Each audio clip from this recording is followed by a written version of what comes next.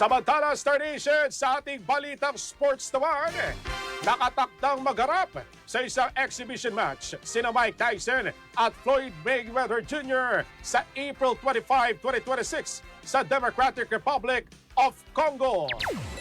Gaganapin naman ang laban sa Kinshasa na kilala sa makasaysayang Rumble in the Jungle noong 1974 kung saan nagharap sina Muhammad Ali at George Foreman para sa Heavyweight Championship.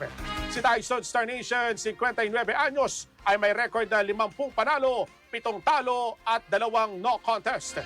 Muli siyang lumaban noong November 15, 2024 laban kay Jake Paul kung saan siya natalo via unanimous decision sa 8 round. Hindi na siya nanalo sa isang opisyal na laban mula noong 2003. Samantala, si Mayweather naman, 48 anyos, ay nananatiling undefeated sa record na 50-0. Muli siya lumaban sa exhibition match laban kay John Gotti III noong August 24, 2024. Ito na ay ikalawang exhibition fight ni Mayweather mula nang magretiro siya matapos talunin si Conor McGregor noong 2017. Star FM News Connect.